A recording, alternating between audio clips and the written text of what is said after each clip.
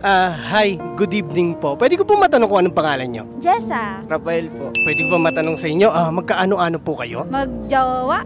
Hindi pa sure. Ilang taon na po? Magto 2 years po this December. Going stronger na ba po ba yung pagsasama? Strong naman. Parang nag-iisip ka ma'am na isasagot.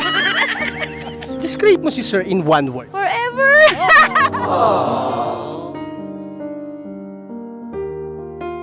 Bakit nasabi mo ma'am na forever si sir? Sa kanya ko nakikita yun na po talaga siya. Hindi na ako maghanap ng iba. Ay! Kilig ako dala.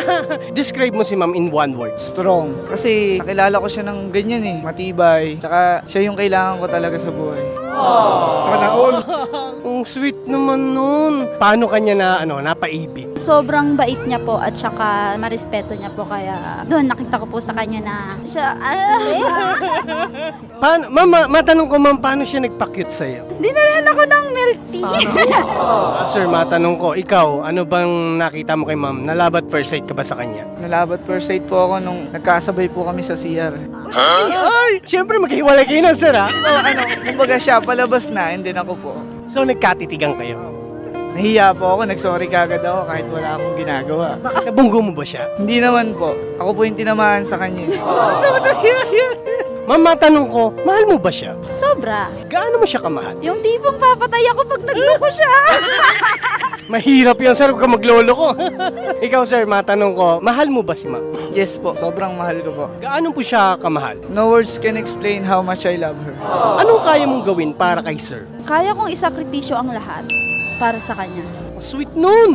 So dahil 2 years na po kayo, tatanong kita sir, GF or barkada? GF po, pagdating po sa pangangailangan, hindi naman po lahat ng barkada mo is maasahan mo. Yung partner mo po kasi palagi siyang nandyan para sa'yo.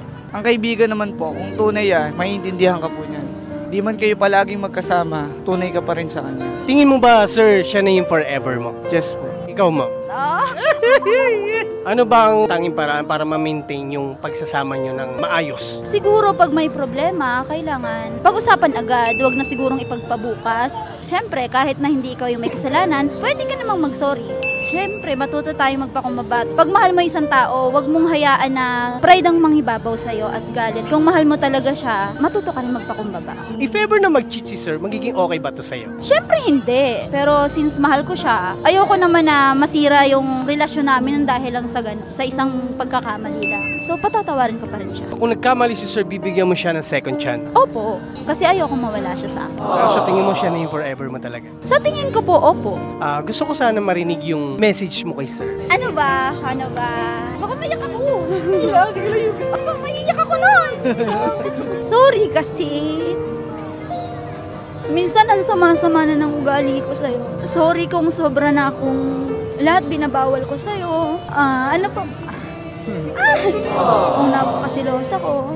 Yun, sorry sa pagkukulang ko at saka. Basta sorry sa lahat. Yan lang yung masasabi ko sa'yo. Sorry at saka. Pangako, kahit na sobrang toxic na, sobrang pangit na. Ikaw pa rin ang pipiliin ko kahit. Nagpapasalamat ako sa lahat, asawa, kasi ikaw yung binigay sa akin ni Lord. Wala na ako ibang mahihiling eh. Kompleto ka na. Hindi ka man perfecto, pero ikaw talaga yung para sa akin. I love you. Sa totoo lang, alam niya, hindi talaga ako nagpa-promise. But I will make sure mamahalin ko siya hanggang doon. Magiging tapat ako sa bawat oras na magkasama tayo. Sa katulad nyo, ano yung gusto nyo masabi sa ibang tao para kapulutan ng aral, yung going stronger yung pagsasama? Sasabi ko lang naman kasi ako nakikinig lang ako sa kanya at wag na lang natin gawin yung mga hindi nila magugustuhan nang sa ganon malesen yung away. Give and take din, maganda rin yun. Isa rin yung sa nakakapagpatibay sa akin. Ma'am, sir, thank you po. Maraming salamat sa napakaiging kwentuhan po natin. Thank you po.